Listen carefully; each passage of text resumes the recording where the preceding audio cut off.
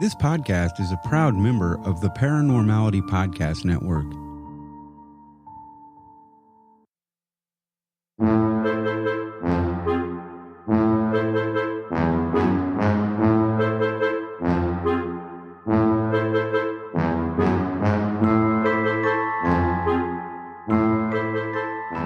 Hideous cries, assorted hells, lingering shrieks, louder yells, otherworldly spectres, wretched souls, evil monsters, entities of old.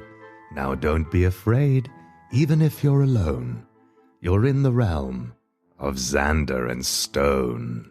That feels like an acrostic. It was an acrostic. A little longer. Wasn't it an acrostic? That is exactly why we have you on the show, because you figure out the tough things. That was an acrostic. It was an acrostic with 3 extra letters.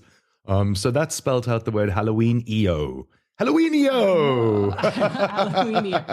So either Halloween-EO is a word or is an acrostic-ish. Either way, well done. I think we should contact Collins and have them included in the dictionary. Halloween-EO! Does Reader's Digest still exist? I think it does. I think it does. It's read by old people in old age homes everywhere. They would love that part. Perfect. Halloween is just around the corner, that time of year when the shadows move and the other world comes out to play. And I'm joined today by the original Scream Queen with a voice so haunting, even the bravest men fall to their knees, the irresistible siren of science and supernatural, the unconquerable Stone. Thank you for that. I keep trying to decide which one I want as my voicemail message, and that one probably just made the cut. So thank you.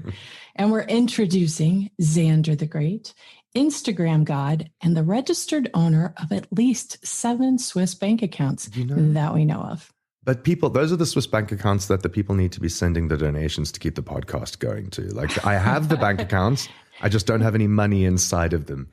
I was unaware. I was just so impressed with 7 separate accounts. I had no idea there was no money. They're all overdrawn. It's all an illusion. It's an illusion. I'm using one to pay off the other one. It's a whole credit network that I've got going. But I'm glad you brought up Instagram, because I have been almost killing myself on Instagram this week with all the posting. So impressed. But the results have been great. So we have been getting listeners who have been sending us their spooky stories for our very first ever Halloween episode. So I hope you're all ready to hear some spooky stories from all around the world. Our first story today was sent in by Krista, who is one of the hosts of my favorite podcast, The Strange Sessions. And here's Krista's story. Hey, Xander and Stone, Krista from The Strange Sessions here. First of all, I just want to say congratulations on the podcast. You guys are killing this thing. I'm really loving it. Keep up the great work. And second of all, I'm excited to contribute a personal experience to your podcast. So this incident took place at the conclusion of an investigation that Kurt and I, Kurt being my co-host on The Strange Sessions, it was an investigation we had done at a location that we had been to several times as a group. But on this particular investigation, it was just the 2 of us and the owner. We had some pretty intense moments earlier in the evening, which was I was sort of hit or miss with this place. Sometimes we would have some kind of crazy things that would happen during the investigation, but then we'd have almost no evidence to speak of. And other times nothing would happen, and then we'd come away with crazy EVPs. So I don't recall if we came away with any EVPs after this investigation, but I definitely came away with an experience that I will never forget. So what's kind of unique about this location is that we would always spend the night there. And I don't mean that we would investigate all night into the morning and then go home. I mean that we would investigate till probably 1 or 2 o'clock in the morning.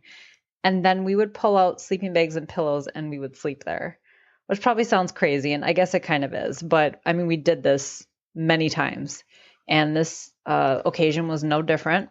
Kurt and I were camped out in the front room, probably about 10 feet away from each other. And Kurt is the kind of person who, like 2 minutes after his head hits the pillow, he's out. I, on the other hand, am a notoriously terrible sleeper. It can take me 45 plus minutes under perfect conditions to fall asleep and put me in a haunted location. And let's just say I'm probably only getting a couple hours of really broken sleep. So I'm lying there. I'm in my sleeping bag. I'm on a cot. I'm lying on my left side and I've got the sleeping bag pulled up over my right ear because, you just feel a little bit safer that way. And out of nowhere, I hear this breathing in my right ear. It was as if someone was standing directly behind me and over me and leaning down and very deliberately breathing into my ear. I can still hear it today, and this was 10 years ago at least. I remember thinking to myself, what is going on? And immediately I try to rationalize it because that's just how my brain works. And the first thing that came to my mind was, well, I'm underneath the covers. Maybe I'm hearing my own breathing and just freaking myself out.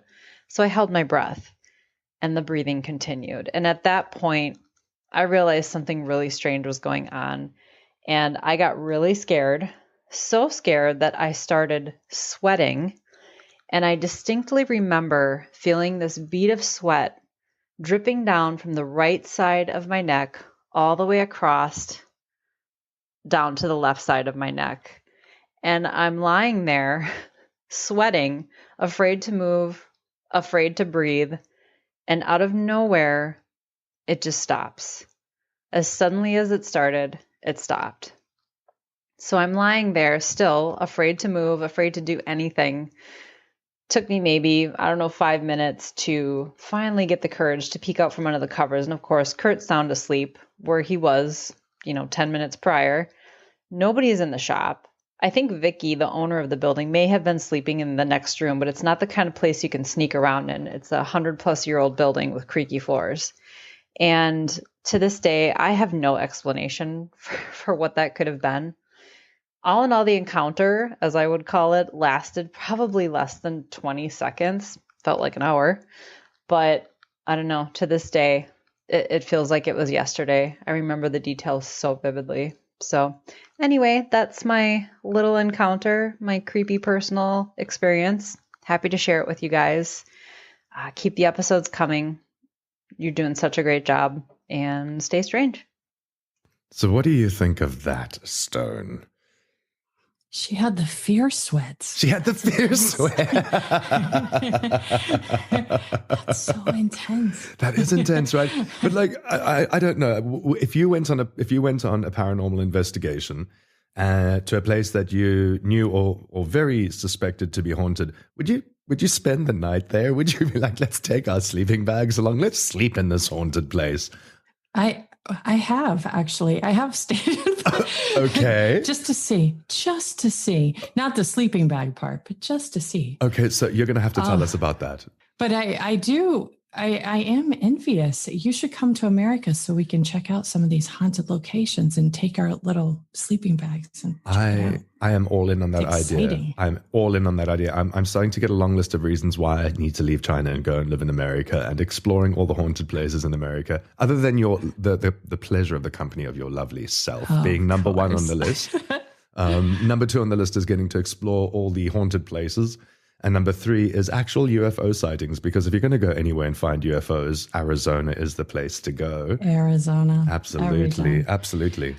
But I think if it was us, I probably would have rolled my sleeping bag over while staying tucked in to wake you up and start punching you through the like a stop, drop, and roll. You just roll across the floor. Just roll. Body slamming me.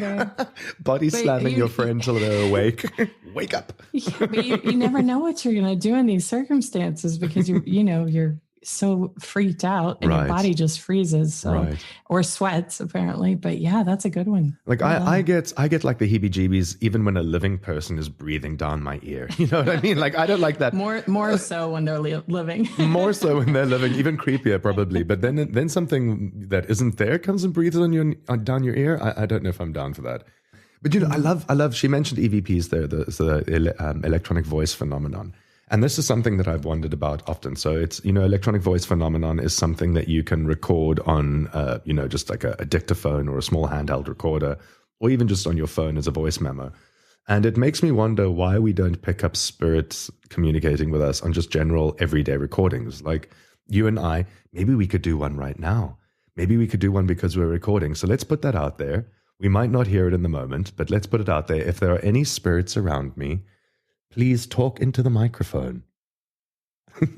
I don't know if there's spirits living in my apartment. Well, you have to be quiet for 5 seconds, which is impossible for you. That's probably why I haven't heard any. This is why you never hear the spirits, because you're always talking. Just always talking. It's my job. It's what I do for a living.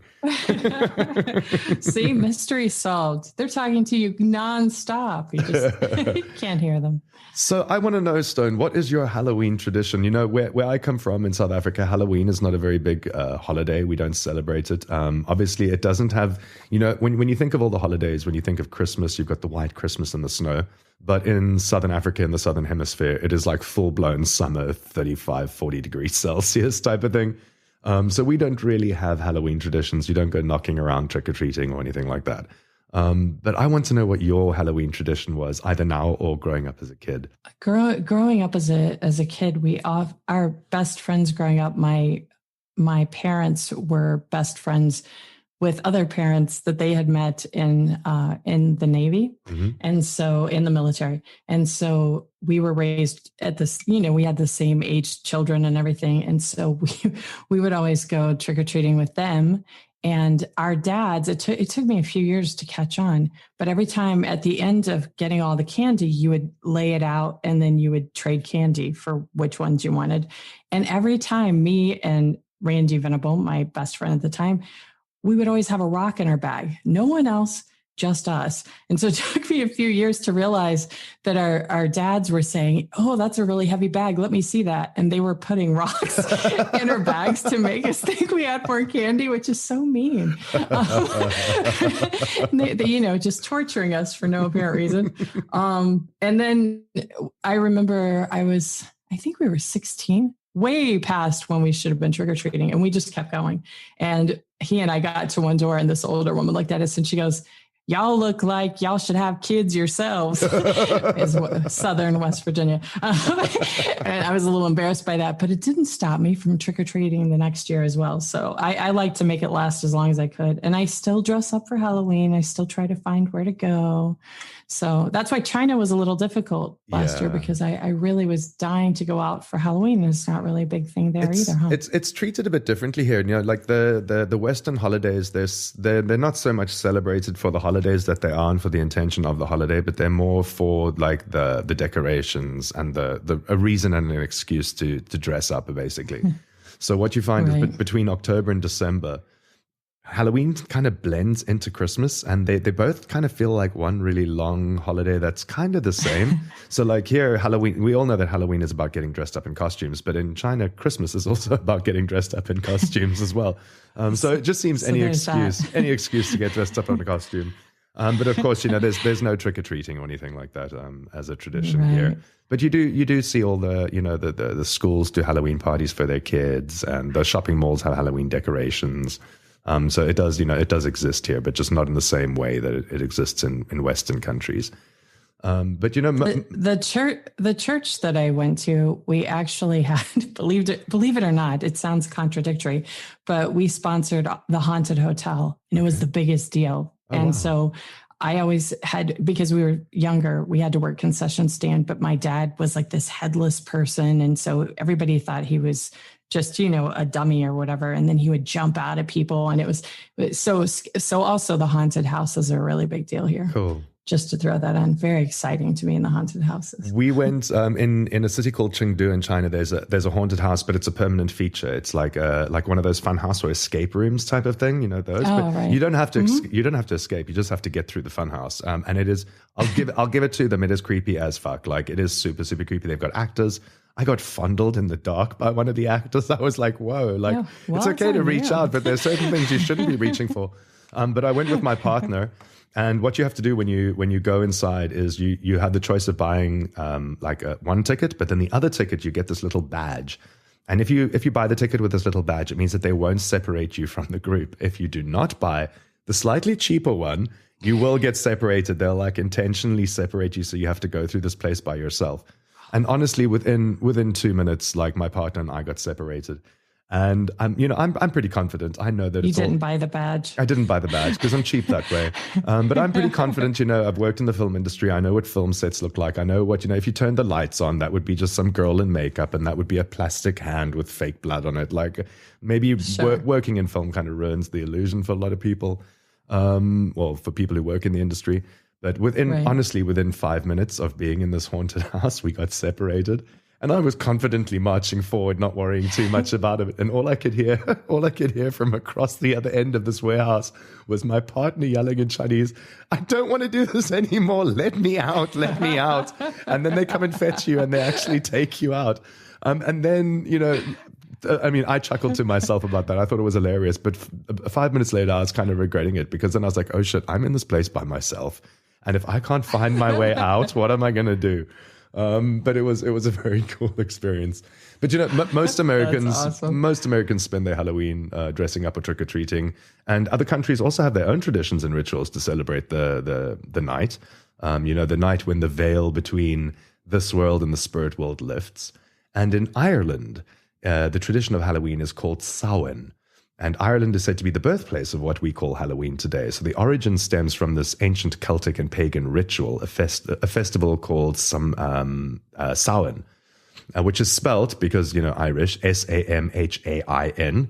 And I actually had to get hold of Irish people to ask them how to pronounce that, because it's not Samhain, it's Samhain. And it's also called the end of the light or the half of the year. And it took place many, many centuries ago. So today, Ireland and Scotland, they both celebrate Halloween with bonfires, with games, with traditional foods.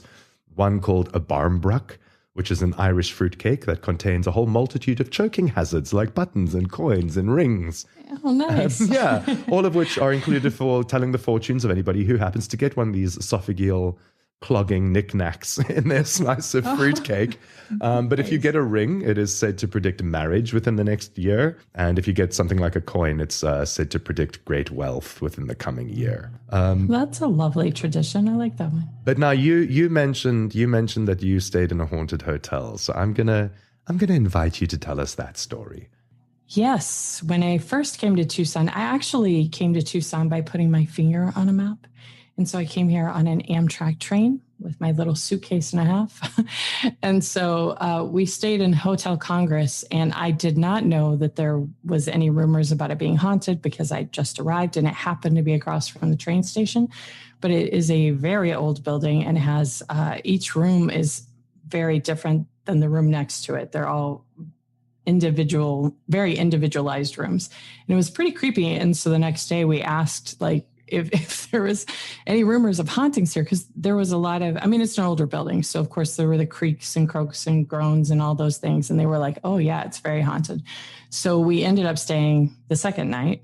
And then after that, we were supposed to stay 4 nights. And after that, I think we were good to go. And we went to Nogales for 2 nights in Mexico. But I think 2 nights were plenty, especially after it had been confirmed that it was haunted.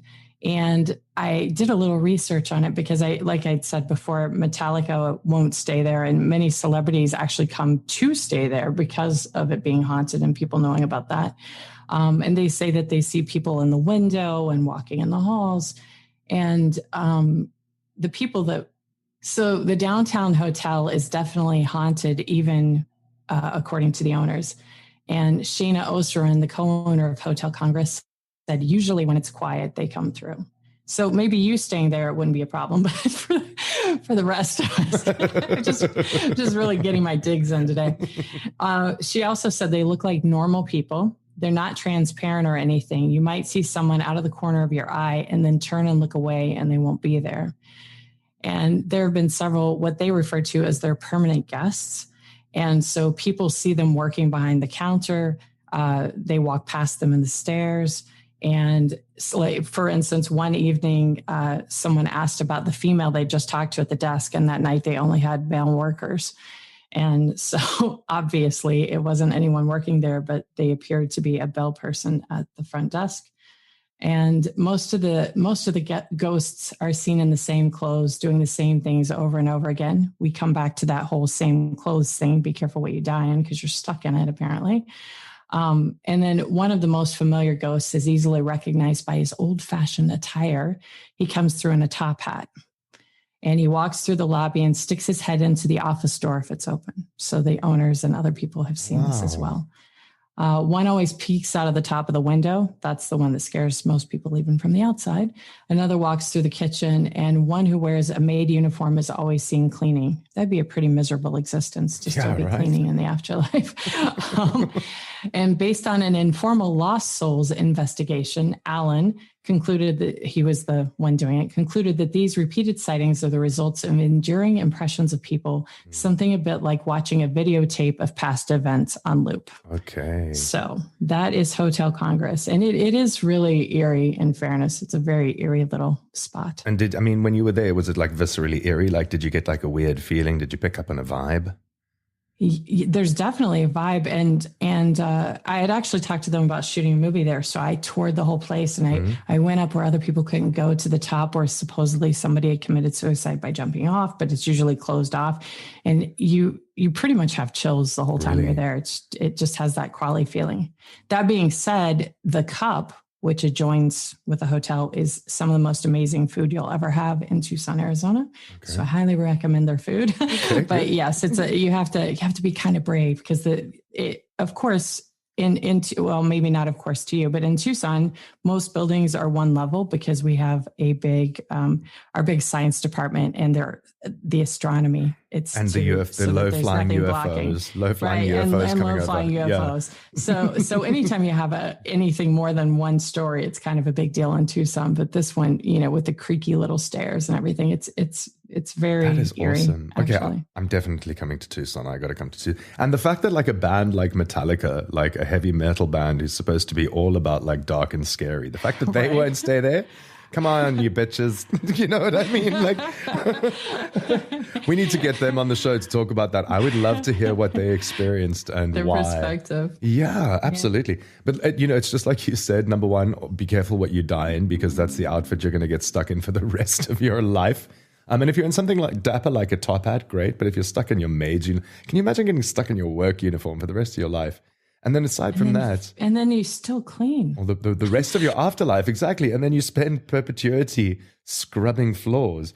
But it sounds like the spirit world is quite busy. And it's something I remember from my interview with Michael Gorley, is he said that like when you pass over, you don't just float on a cloud for the rest of eternity. Like, you've got shit to do. Right. But, if you get assigned to doing the same old chores day in and day out, I think that would piss me off as well. Well, I guess they didn't have to put her on payroll, so maybe that's why the owners are pretty cool with it.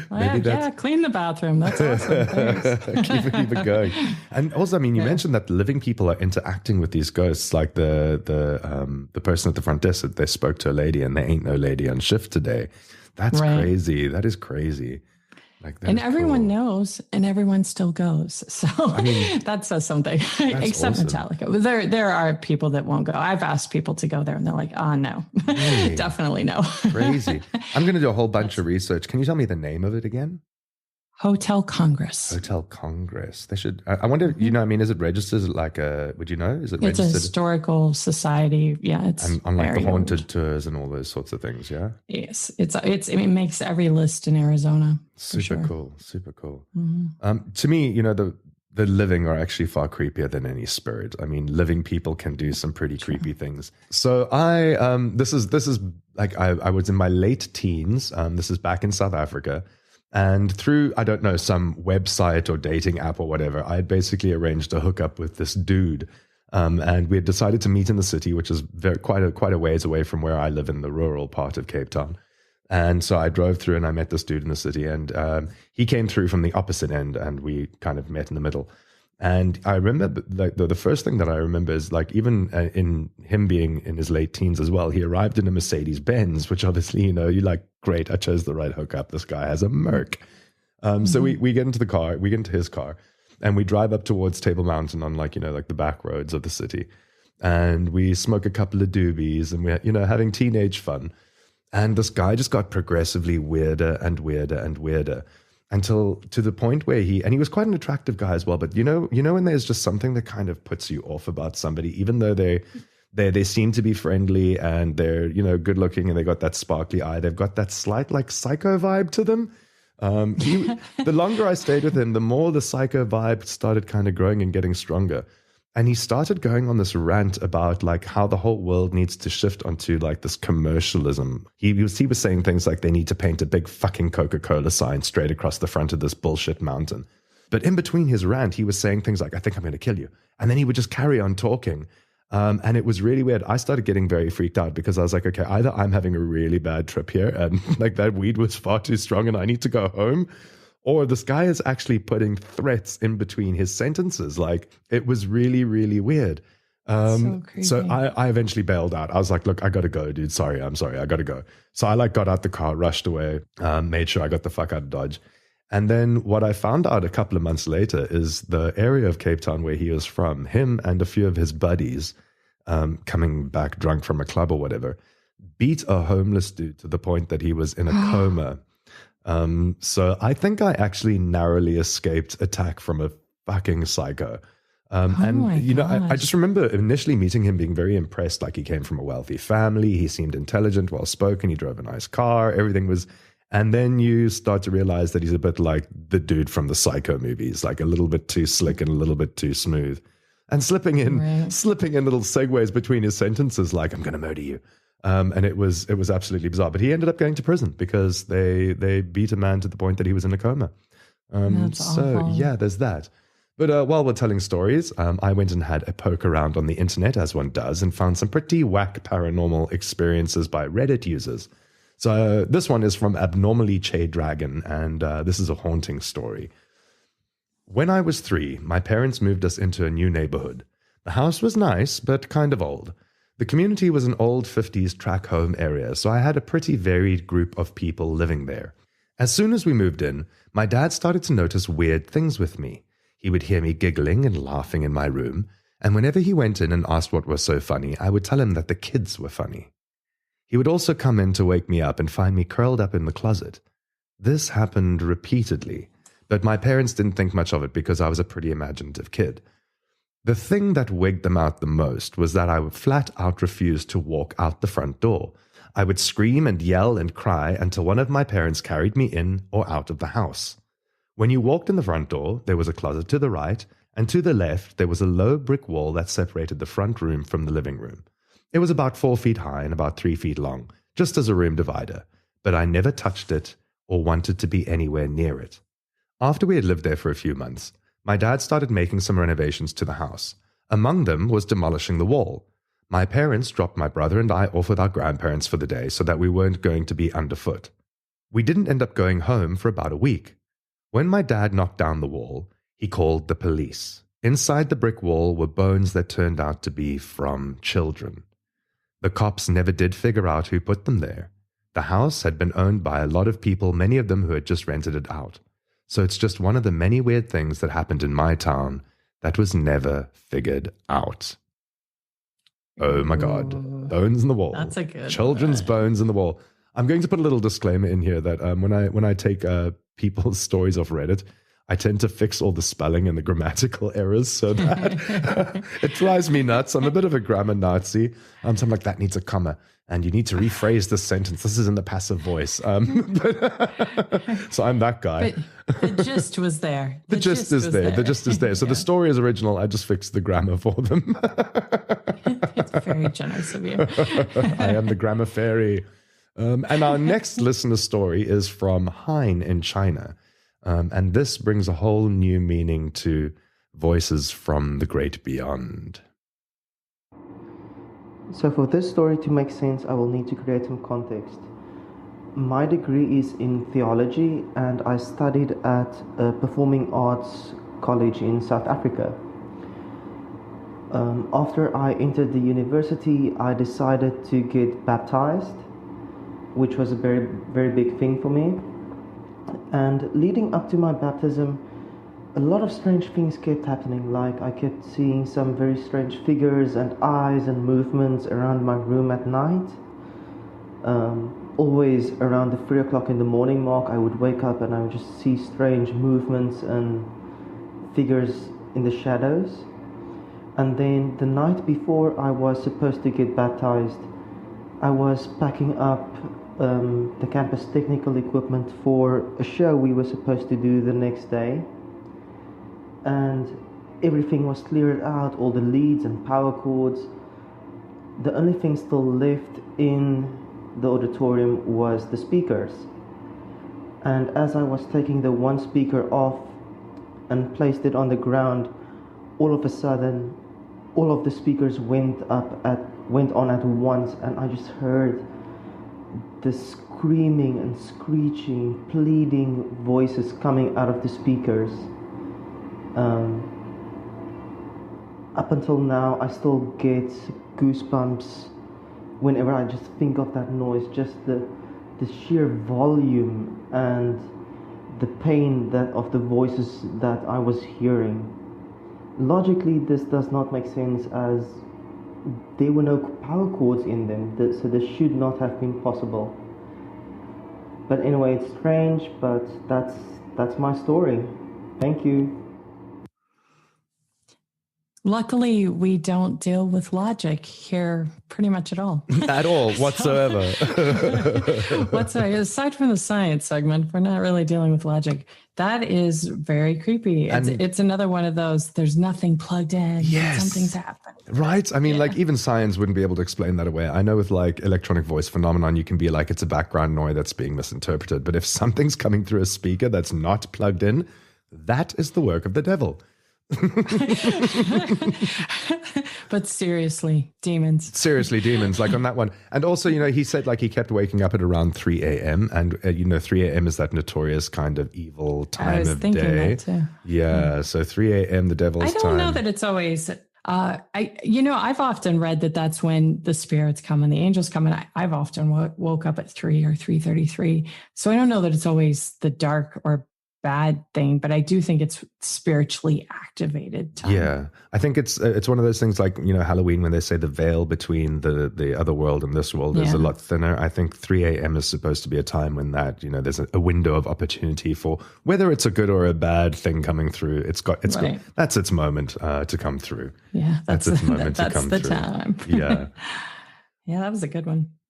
We have a favor to ask our listeners. If you're enjoying listening to the Xander and Stone podcast, do us a solid and share it with everyone. Tell your friends, tell your family, hell, even tell your frenemies about the Xander and Stone podcast. We don't mind if you share the links to our episodes on social media, because sharing is caring. While you're at it, hit that subscribe or follow button on your podcast app and leave us a comment or a rating. So, Stone, I know that you've collected a whole bunch of interesting and creepy stories for our Halloween specials. So what have you got to share with us?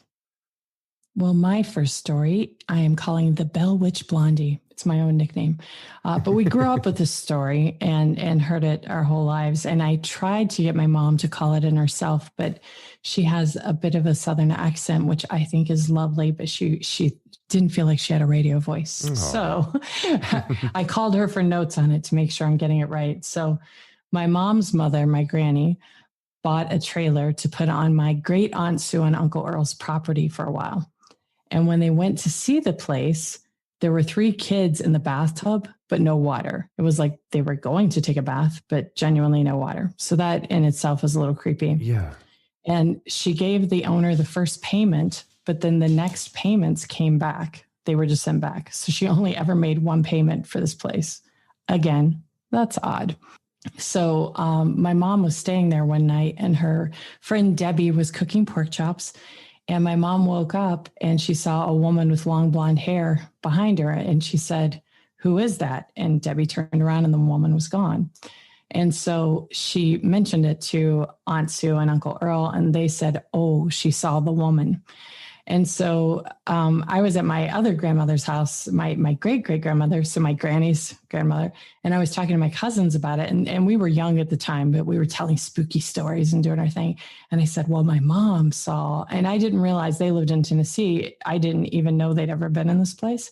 And they said, "Oh, we've seen her. She's always brushing her hair, and she's in the rocking chair, and the rocking chair rocks back and forth by itself all the time." And what is even more interesting, so many people have seen this entity along the way, but even more interesting, the property was part of the Bell Witch property in Tennessee, which is infamous. So, remind me again what the Bell Witch property is, or what the Bell Witch haunting is. I've heard of this before, but I can't recall the details. It's been a long time since I've heard it. let me see how fast my fingers can fly and make sure that I get it right. According to Wikipedia, the Bell Witch haunting is a legend in southern United States folklore centered in the 19th century Bell family in Robertson County, Tennessee, which is where this property was.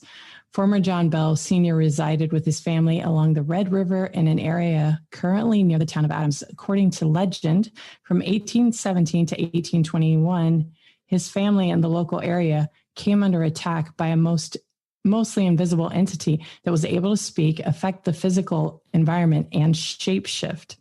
Some accounts record the spirit also to have been clairvoyant and capable of crossing long distances with superhuman speed. And in being in more than one place at a time. Creepy. I know there was one of the presidents, I'm pretty sure, actually went to investigate it himself because it was such a big deal at the time. Yes, I remember hearing that as well. I also remember hearing about that. Right. So anyway, the property that they had was part of this Bell Witch property. Apparently, it was on the skirts of it. So wow. I want to say, I'm going to say it was President Jefferson. I don't know why I want to say Jefferson because I know absolutely nothing about the U.S. president. I was going to say Jackson. So we're pretty sure it's a J name. We're channeling a J. We're channeling a J Jefferson. name. Jackson, Jefferson. Yeah. Definitely not JFK, but it's one of the ones with a J. Yeah, it's one of the other J's. Yeah. We're pretty sure. But that's crazy. Yeah. So like your family actually had this like blonde hair. Generations that's of crazy. Saying it. Yeah. Crazy. And then the whole kids, honestly, probably one of the creepiest parts of the story to me is these 3 kids in the bathtub with no water. Again, how weird is that? No, it comes back to the living are far creepier than the dead. I'm sorry, but they really are. Right? Like, what are 3 kids doing in a bathtub with no water, just sitting there like, what the hell is going on here? Like, and she only paid them one amount and no other payments ever went through. Which there's like they were just getting rid of it. They had to get rid of the space. So maybe it's a haunted trailer. Maybe the trailer's got something to do with it. Maybe they were more than happy to get rid of that trailer. That's what it seems like. I mean, anyone that wouldn't be willing to accept future payments on something they sold, you would think. Right. Something's up with that. And then also the rocking chair as well. Like it's always a rocking chair, ghosts and rocking chairs. But, I mean, maybe it's because we see the chair is actually moving. It's rocking back and forth, and that's what makes us aware that there's an entity there. So for all you know, there could be just like an entity chilling on my sofa right now. It just has no way of communicating that because it can't rock my sofa. My mom gave me this beautiful antique chair. Yeah. Beautiful. And I had it in my bedroom. And it was facing me, and I woke up in the middle of the night, and I looked at the chair, and I was like, "Yeah, I can't do that." Really? So I moved the chair. The chair is now in my living room. I can't have a chair in my bedroom because I'm always concerned someone just chilling and watching me sleep. Just looking at you while you're sleeping. I wonder if there's some little weirdness. There might be something in feng shui about that because feng shui has a lot of rules about what type of furniture you can have where in a room and particularly in the bedroom. So like I know with feng shui you can't have mirrors facing your bed because that's creepy. And I mean, it's creepy for so many reasons because there might be entities, there's sometimes a portal coming, for spirits to pass into this realm. But also if you're waking up in the middle of the night and you jolt out of bed and you see your reflection like the moment your eyes open, I think that would freak quite a lot of people out. And then there's the last factor, which, who really wants to look at their husband's asshole while they're having sex? So don't have the mirror facing your bed. Hashtag facts. Hashtag my husband's asshole. But more Halloween traditions from around the world, and this time we're going to look at the Hong Kong festival of the Hungry Ghost. On the 15th day of the 7th lunar month, which is around mid-August to mid-September, Hong Kong people celebrate the Hungry Ghost Festival. In several parts of East Asia, people believe that spirits get restless around this time of year and they begin to roam the world. The festival is a way to feed the spirits both food and money that they need for the afterlife. It's part of a larger month-long celebration that also features burning paper and food offerings. And this is something that I see in China all the time, and it can happen around the anniversary of a death. It can happen around specific festivals and holidays. The Hungry Ghost Festival, the Tomb Sweeping Day, which is in April. And what people in Asia do, or particularly in China, is they go to any intersection where there's a crossroads. And they will take along paper money. It's not actual paper money. It's paper made to look like money. And things like paper cutouts of clothes. And they make a small fire and they burn this, and then this sends it into the afterlife. So at any given moment in China, you will stumble across people standing at the middle of a very, very busy intersection in China, all gathered around a small fire. But what my partner, who's obviously Chinese, he told me is that it's very bad luck to step over the ashes once the fire has gone out. So if you're walking on the sidewalk and you come across a pile of ashes, you need to go around it. And it's also very bad luck to look at the fire while it's burning, like especially if it's another family, because the spirit might then attach itself to you. So watch out for people standing at intersections making little barbecues, because you might end up taking something home with you. That is creepy and good to know as far as superstitions go. Yeah. There's also another one, and people think, or they often ask, like, why is it rude or considered bad manners to stick your chopsticks into your bowl of rice so that they're standing kind of vertical in your bowl of rice? And people sometimes think that it's just general bad manners, the same as like you kind of wouldn't stick your fork, like, standing vertically out of your steak on your plate. Right. But in fact, what the tradition is that when the chopsticks are in the bowl of rice, it looks very similar to incense standing up in a bowl and burning. So what at a Chinese dinner, when the family's all gathered, you would actually set a place, for a member of the family that's passed away, and you would set a bowl of rice and a set of chopsticks there for them. But if you were to put your chopsticks directly into your bowl of rice so that they're standing up, it kind of reminds people at the table of death, because it looks like incense burning in its holder. And it's said to be a bad omen. And of course, you don't want to bring bad omens to the dinner table. It's just plain rude. That's just bad form. Just plain rude. And the next story was sent to us by listener Ryan in Russia from Instagram. Back in 2001, I worked in a 2-story restaurant called Goshmill Mill in Surrey in the UK. The mill is super old, and you can find records of it dating back 1,000 years in the tax books, known as the Black Books of England. The old family quarters of the mill used to be where the kitchen of the restaurant is now. When we used to lock up at night, we would start by turning the lights off in the staff room on the second floor above the kitchen, then making our way all the way down the stairs and passage past the storerooms, through the kitchens, and then through the main area of the restaurant, flipping all the light switches as we closed up for the night. You must remember that this is a very old building. There are no double light switches or main controls. Each room had its own light switch, so you can't turn the upstairs lights off from downstairs or vice versa. After methodically going from room to room, turning off each light, we would eventually get to the front door, lock that behind us, and walk out into the courtyard.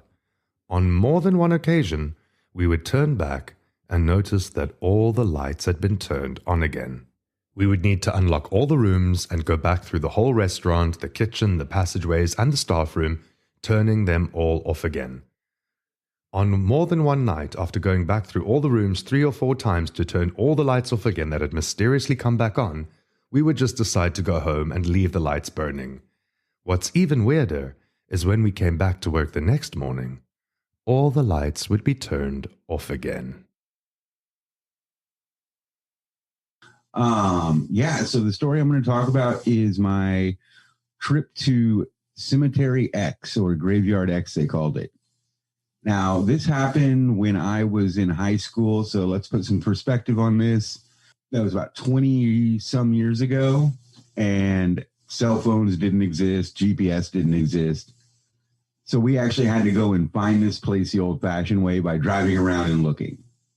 Well, we finally found it, and this cemetery is supposed to be the most haunted cemetery in the state of Illinois. And so we finally found it, and we walk into this cemetery, and the first thing I notice is that it gets about 10 degrees colder as soon as you walk through this part of the cemetery. There's actually 2 parts to this cemetery. One is an old settlement cemetery, and then the other is still being used today.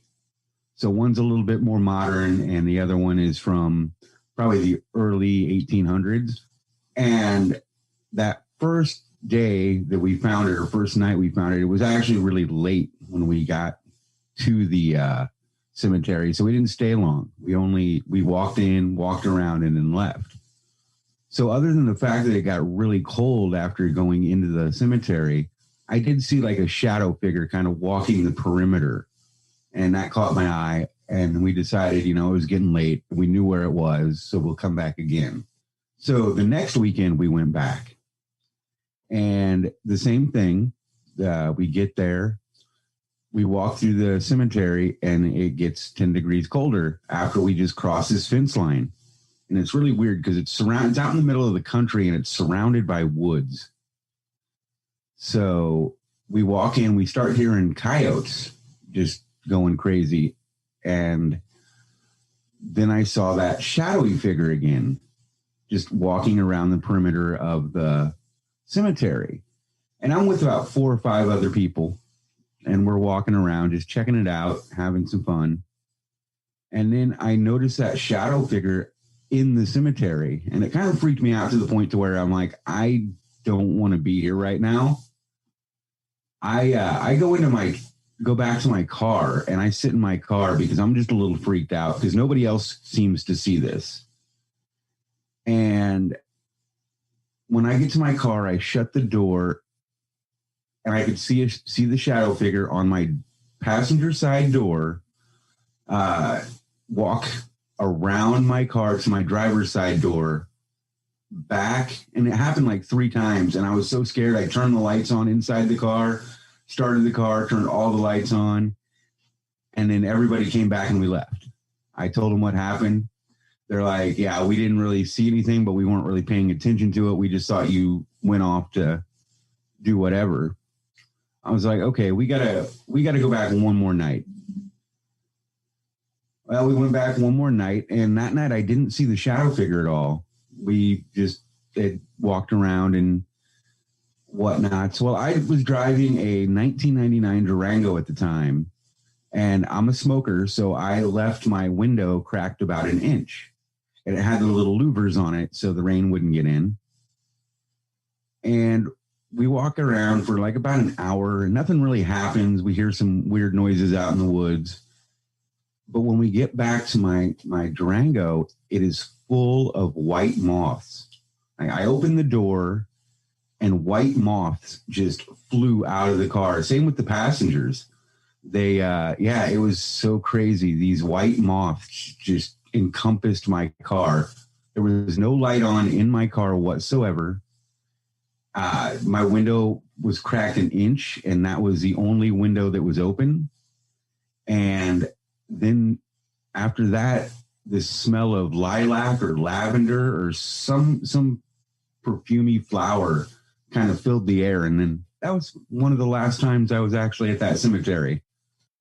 Well, there you go. That was a strange story. The thing that stands out to me the most in those stories is the moth and the smell of lilac. And once I did a little bit of a dig around on the internet again. Moths and butterflies are symbolic creatures, and they symbolize death and life. And the white moth in particular is a symbol of death. And the scent of lilac is said to be is to accompany evil. So there you go, Jack. Really? That was Jack from the Paranormality Network, the Paranormality Radio Network, who sent us that story. But yeah, lilac, that's the smell of evil and death. I would have never put that together because I love lilac. What I would say, though, is if my friends were back at the cemetery and that was happening to me, I wouldn't have just turned on the lights. I probably would have driven off without them and sent an Uber. Getting the fuck Uber's out of here. Headed your way. Sorry about your luck. I've left. Sorry, I guess this is pre-Uber time, pre-cell phone time. He had to do the right thing, but man, right? I would have a hard time not pressing the gas on that one. Right.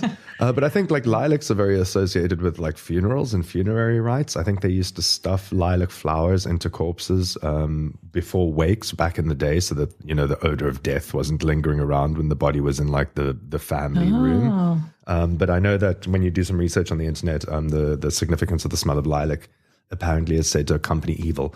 And I can't remember exactly which flower it is, but I know that there is another smell of a flower that is associated with miracles, and in particular with the miracle of the stigmata. And that the people who experience stigmata are said to be able to smell a specific flower. And I wonder if it's maybe lilacs or something like that as well.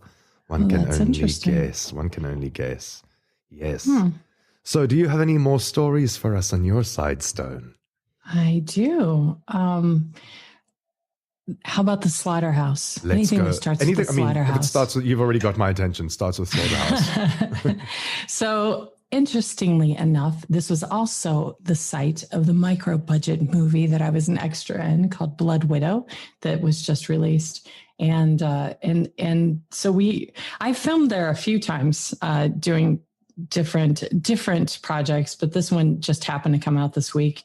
And it is a very creepy place to have to film anything or just be in. There were certain parts of the slaughterhouse that I would just run through. If I was by myself, I would just jog because it was just super eerie. But the slaughterhouse was a meatpacking company in the 1950s. And an uncle is said to have actually put his nephew and niece into the meat grinder. And it was... What? Yeah, Just say that again. Say that again. An uncle who worked there is said to have put his nephew and niece through the meat grinder. My God. My God. I mean, it could be urban mythology, but that's said. Wow. That's pretty intense. Yeah. And obviously, I guess some people committed suicide there. Obviously, lots of animals were killed there because it was a slaughterhouse. And there is a smell there. And you would think, since it was from the 1950s, that odor would be gone. But there is I can't even describe it. There's a palpable stench. The smell of death. There. The smell of death. The smell of death. Yeah. And the whole place is just eerie. But the slaughterhouse was on the Travel Channel on January 13, 2018, as one of Tucson's scariest haunted houses. They actually do a scary haunted house and event right around now. And so it was also featured on the 14th season of Ghost Adventures. And the crew, along with a special guest rapper, Post Malone, traveled to Arizona to investigate the meatpacking plant turned haunted attraction. And the team from Travel Channel's Ghost Adventures included paranormal investigators Zach Baggins and Aaron Goodwin. And they came to the desert after finding reports on the internet that this well-known attraction was actually haunted. So the shoot lasted for 3 days in November of 2017. The team met with eyewitnesses and experts to piece together the haunted history. And it used to be called Farmer Jones. And it was they used the latest scientific gadgets and technology to confront all of the paranormal activity. So I haven't seen the documentary. And apparently with this article, they hadn't seen it either, but they said that Post Malone was visibly disturbed when he left the investigation. And having spent time in there several times, I can see why. You don't have to see anything there to just be creeped out. So it's also, it's got the vibe. It's got the vibe. And I mean, Post Malone Malone is a pretty freaked out looking guy in general. So for him to be visibly freaked out, that's saying quite a lot. But wow, that's creepy. I mean, like, okay, so uncle put niece and nephew through grinder, and then it's just got that general sense of death because, I mean, you know, after all, it was a slaughterhouse, and how many lives, you know, whether they're being human or animal, were actually ended there. And I mean, right. I would love it if a paranormal investigation team went there and they saw like apparitions of like porterhouse steaks hanging around, right. Just like just creepy. A big pile of sirloin steaks just right there, ghostly sirloins. But taking another look around the world, in Africa and in Nigeria, there is the Awuru Odo Festival. And this festival marks the return of the dearly departed friends and family members back to the living, lasting up to 6 months. It's not really a holiday or a festival, is it? It's half a year. Lasting up to 6 months, the holiday is celebrated with feasts, music, and masks before the dead return to the spirit world. That's an awfully long time for the dead to be hanging around. That's half a year. Right. But although the Odo Festival is an important ritual, it happens once every 2 years. There we go. When it is believed that the spirits will return to Earth. And that's kind of nice because that puts a little bit of a happy spin on it. Like your passed over relatives are coming to spend 6 months. It's a bit like a vacation from the spirit world, you know? They're coming to spend 6 months here with the living. It also kind of lines up with our reincarnation episode as far as the 16 months before they come back. It does, it lines up yes. math-wise. And if you remember from the reincarnation episode, check out the reincarnation episode. But if you remember from that, one of the ones that we did speak of was that the Nigerian belief system still has reincarnation as part of its, as part of the belief system. So it makes sense that there's this timeline. It makes absolute sense that there's this timeline, yes. And our next story is another one from Sharina. And this one's a good one because this one's a proper spooky story. The next story I want to share is I have had more than a couple ghost encounters, or at least what I consider ghost encounters. I would say that I'm more of the sensitive type. I can feel energy very easily. You could categorize me. I categorize myself as an empath. It took me a while to realize that, but I pick up on energies very, very easily. I've been told that I have like mediumship abilities, but I don't like to exercise those because that kind of stuff freaks me out. But once in a while, it seems to kind of just happen on its own. And I was at a friend's house and she was throwing a party. It was a bunch of high school kids. I'm already like 25 by the time this is happening. It was her son's high school kids and some of her friends. And then me and a little boy was at this party. And he was her best friend's son. He was like maybe 8. And he, we were all having a good time, drinking, whatever, but I'm a lightweight. So because I couldn't drive home from maybe like having 2 beers, I just slept on her couch. And everybody left. It was like 6 a.m. in the morning, and I feel a little boy's hand on my knee. I'm on the couch. I feel this hand on my knee, like rubbing my knee lightly. And he goes, "Excuse me, miss, I think it's time to get up now." And I didn't open my eyes yet. And I just figured, oh, it must be the little boy from last night. He must have slept over, So I opened my eyes because I was going to tell him, "Oh, I'm good. I'm still tired." But when I opened my eyes, there was nobody there. No one. And that was really weird. I was kind of freaked out, but I was kind of like, I'm tired. I'm just crazy, whatever. I went back to sleep. And then I feel this indentation at the bottom where like my feet are, like as if someone's sitting on the seat. And then he sounded a little angrier. And he said, "Excuse me, it's time to get up now." And that's when I kind of jolted up. I opened my eyes because I figured I'll definitely see someone now, and nobody's there. And I wasn't scared. I was just kind of like, what the F is happening right now? I got all my shit, packed it all up, and I ran the heck out of there.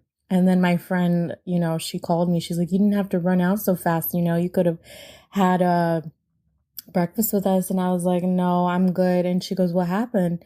So I told her what happened, and she likes to pretend she doesn't believe in this type of stuff. She's like, no, there's no way. Like, I'm not so sure I don't believe in ghosts, blah, blah, blah. A week later, she got rid of that couch. "You don't believe in ghosts? Okay, very funny." She gave that couch to a friend. She said she didn't feel comfortable with it anymore after my story. I think anytime you hear a ghost story that involves kids, it's always much more creepy. Absolutely. Like that is absolutely what I was going to say. Anytime it's like childlike laughter or children speaking or like a ghost coming and touching your knee and telling you it's time to wake up in a child's voice, freaky as fuck. It is. And she needs a proper alarm clock. But aside from that, like just get a decent alarm clock. The ghosts will leave you alone. Come on. Yeah. They won't have to wake you up then. Yeah. But like the fact that also she said like it was first kind of gentle and he's like, "It's time to wake up now." And then it gets more like, "It's time to wake up now." And that gets like progressively more aggressive to you as your as the story continues.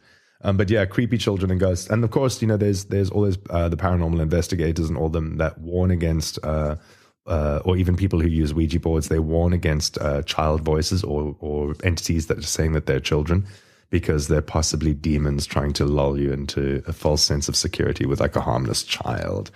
Hush, little baby, don't say a word. Mama's gonna buy you a mockingbird. And if that mockingbird won't sing, Mama's gonna buy you a diamond. So what's your final story for our Halloween episode, Stone? Okay, you can have a choice. Jerome, Arizona, or Logan, West Virginia. I'm going to go with Logan, West Virginia. Okay, good call. So, of course, I grew up in Southern West Virginia, so I was being a little specific on the West Virginia and Arizona stories because I that way I can do my investigations when I go back. So this is the ghost of Mammy Thurman.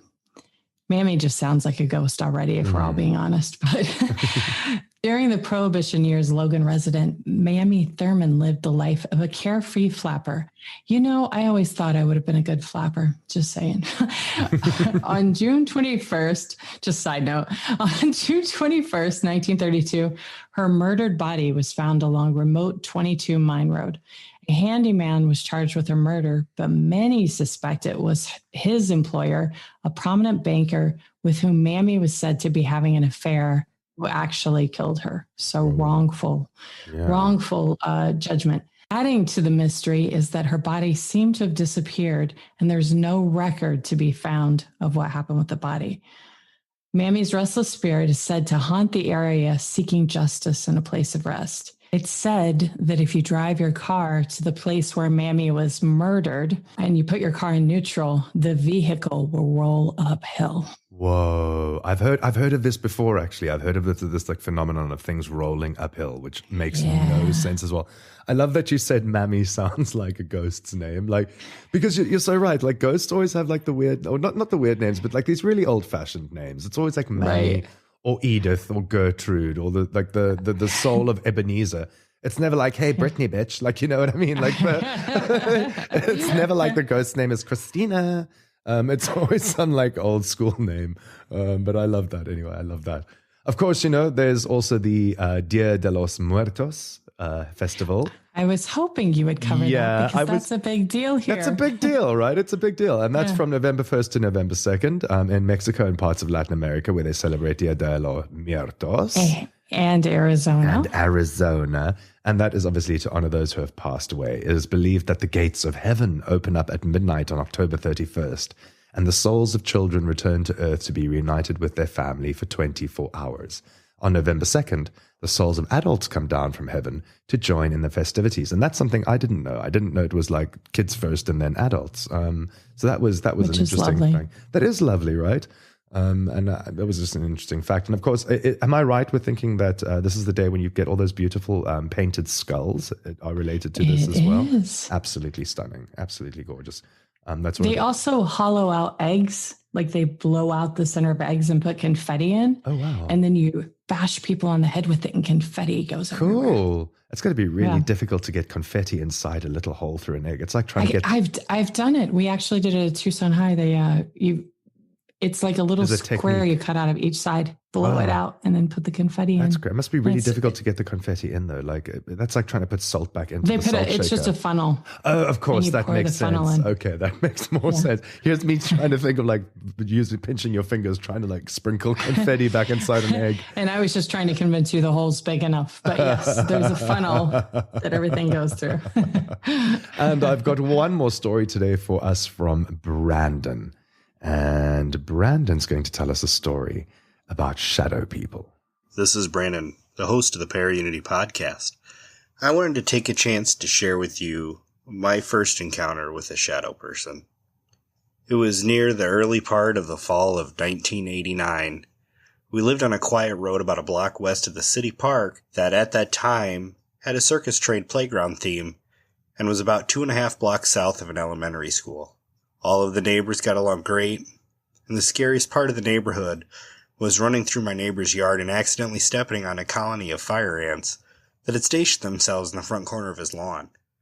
My brother and I used to stay up late on Saturday nights to sneakily watch the old black and white horror movies of The Blob, Frankenstein, The Wolfman, and Dracula that was played by Bela Lugosi and hosted by Vincent Price, and later on we would watch Tales from the Crypt with that creepy-looking Crypt Keeper host.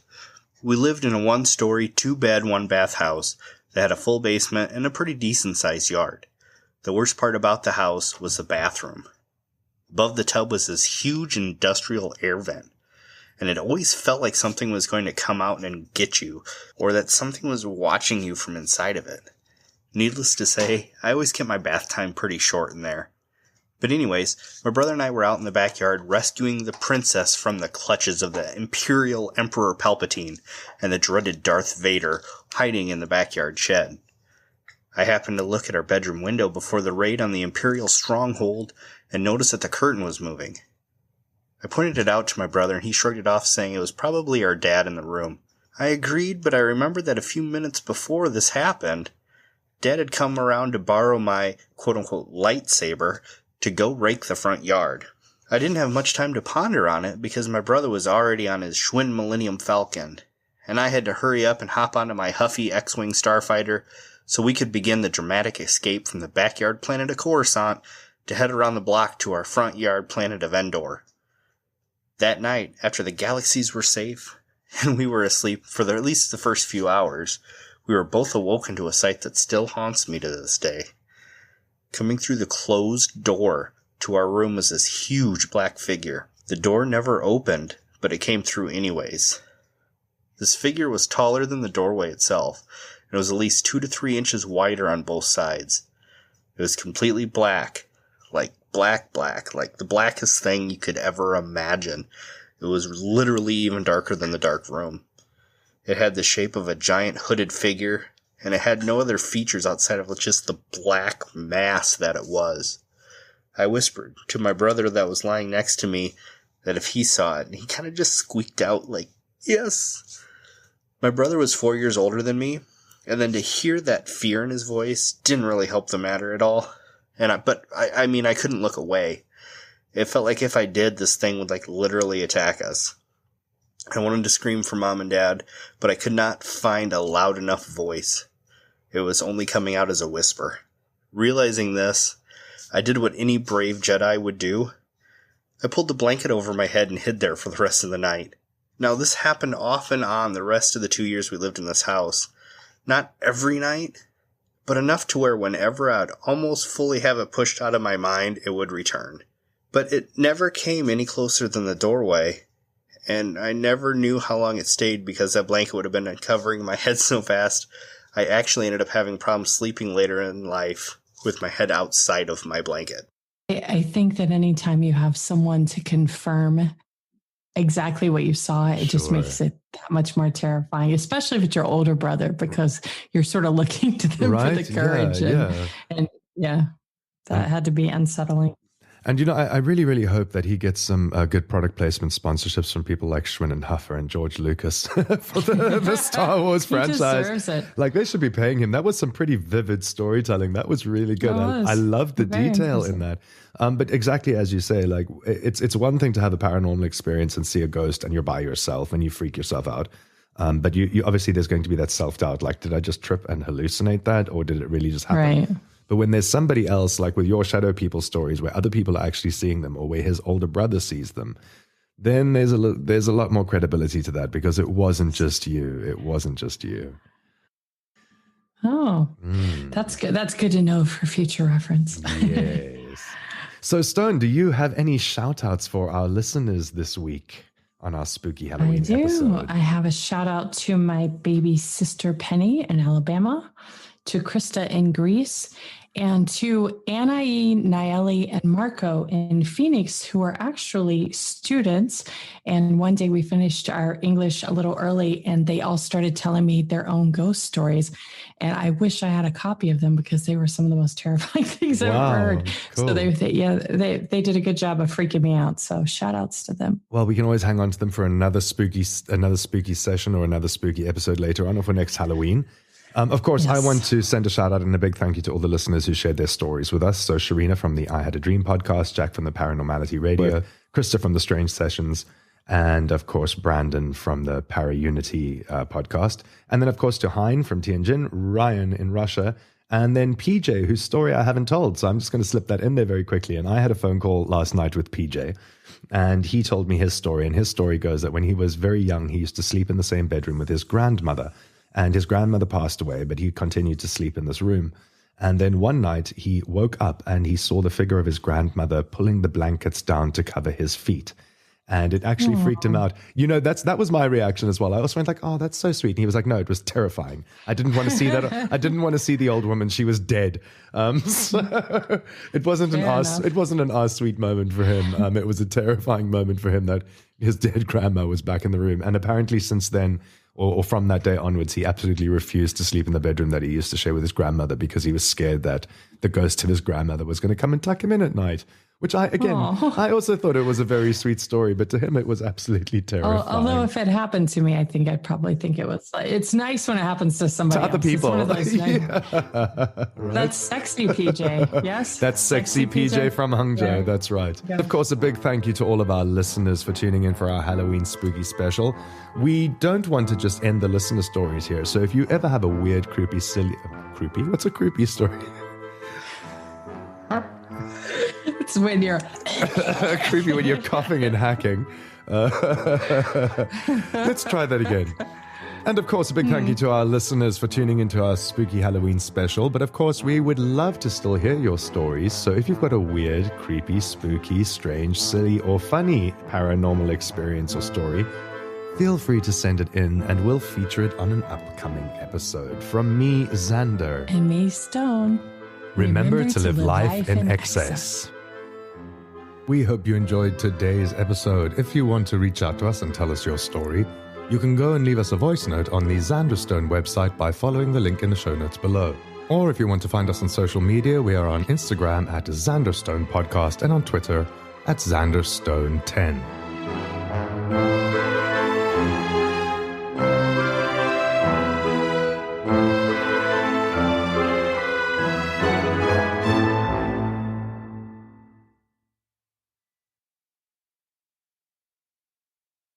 Hush, little baby, don't say a word. Mama's gonna buy you a mockingbird.